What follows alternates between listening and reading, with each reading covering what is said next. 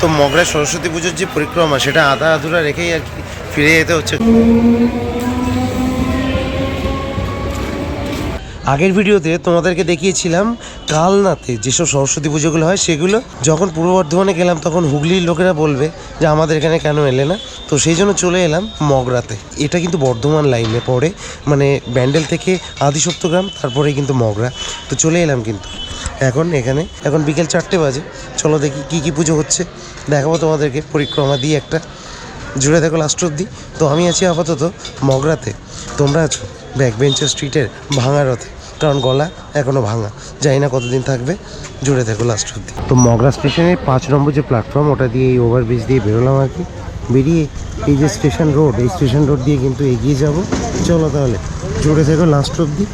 যে কটা পুজো দেখাতে পারবো, মোটামুটি বড় বড় পুজো দেখাবো কিন্তু। এই যে দেখতে পাচ্ছ, এই পুরোটা স্টেশন থেকে এরকম করে কিন্তু লাইটিং, এখানে কোনো প্যান্ডেল না, জাস্ট স্টেশন রোডটাকে পুরো জিটি রোডের সাথে পুরোটা আর কি লাইটিং করে দেওয়া হয়েছে। তো চলো দেখি প্রথমে কোথায় যাচ্ছি বলে দিচ্ছি, এটাতেই যাবো প্রথমে। ওই রোড থেকে দুপা এগিয়েই কিন্তু শান্তিময়ী নিম্ন বুনিয়াদী বিদ্যালয়, এই বিদ্যালয়ের মাঠেই কিন্তু এখানে এই পুজোটা হচ্ছে। জানি না কোনো জায়গায় তুলে এনে আর কি করা হচ্ছে, এটা দেখতে পাচ্ছ। আমি জানি না থিম কি। চলো বাইরের দিকে যাওয়া যাক। অনেকটা ওই কিছুটা মহল টাইপের তৈরি করছে, যেটা বুঝতে পারছি ওখানে হাতিপাতি আছে।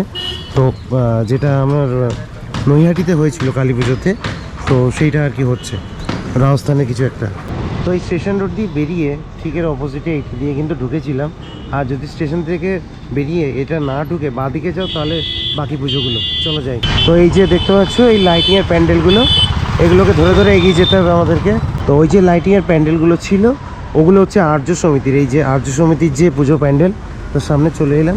থিম হচ্ছে আলপনা। এই হচ্ছে প্যান্ডেল দেখতে পাচ্ছ। এই এরা কাজবাজ করছে আর কি এখানে। থিমটার নাম কি বললে? আলপনা। থিমটা সম্বন্ধে একটু বলো। হ্যাঁ, কোন সাবজেক্ট আচ্ছা লাগতা है? তো এই যে আলপনা দেখতে পাচ্ছ, এই প্যান্ডেলটা তোমরা জগদ্ধাত্রী পুজোতে দেখেছিলে রিস রাতে। আমার চ্যানেলে দেখোনি, অন্যদের চ্যানেলে দেখেছো।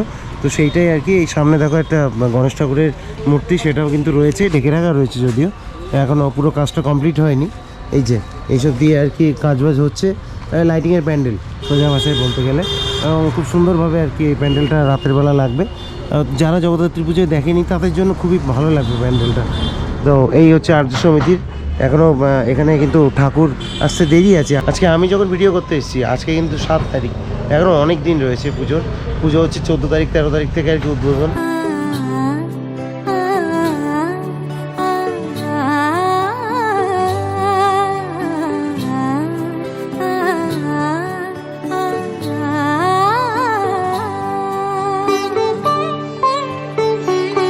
এই যে এগুলো দেখছো, এর মধ্যে কিন্তু সব লাইট ভরা হবে, ওই ভরা হয়েছে কিছু কিছু।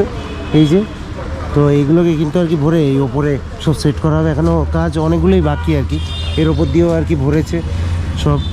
তবে ভালো লাগছে দেখতে। তো ওই আর্য সমিতি থেকে আবার কিন্তু বাঁদিকে চলে এলাম, এবং বাঁদিকে এসে কিন্তু এই সোজা কয়েকটা পুজো আছে এই জিটি রোড ধরেই আর কি। এই জিটি রোড ধরেই আমরা হাঁটছি। এই ডান দিকে একটা পুজো, ওই সামনে আরও পুজো। চলো দেখি ডান দিকে যাই।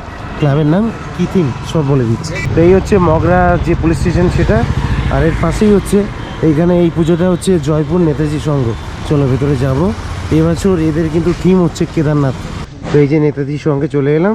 এদের যে প্যান্ডেল কেদারনাথ হচ্ছে এবছর, এবং এই যে উদ্বোধন 13 তারিখে, 13 ফেব্রুয়ারি দেখতে পাচ্ছ। আপাতত বাসের স্ট্রাকচারটাই হয়েছে।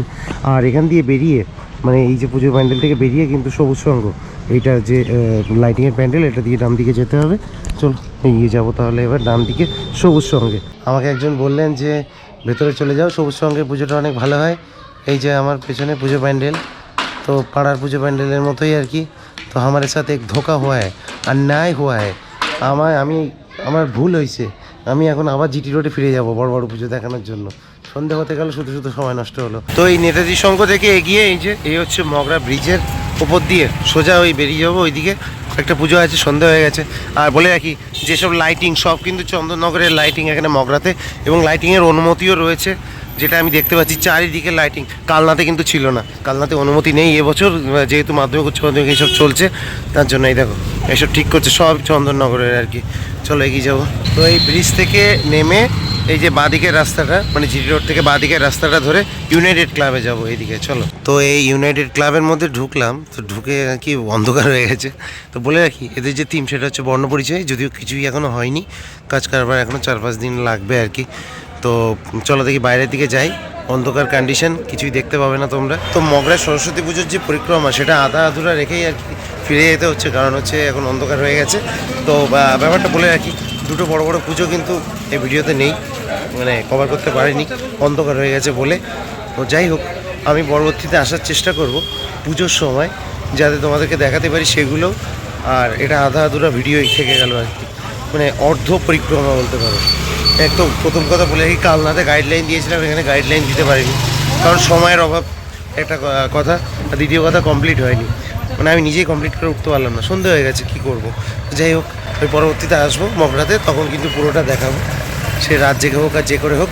বলছি যখন দেখাবো তো দেখাবো, আর গলা থেকে আর বেরোচ্ছে না কথা। তো যাই হোক, আমি দিব্যজ্যোতি ব্যাক বেঞ্চার স্ট্রিট থেকে আপাতত সাইন আপ জানাচ্ছি।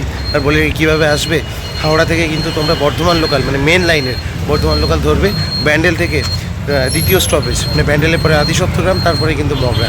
চলো দেখা হচ্ছে, টাটা।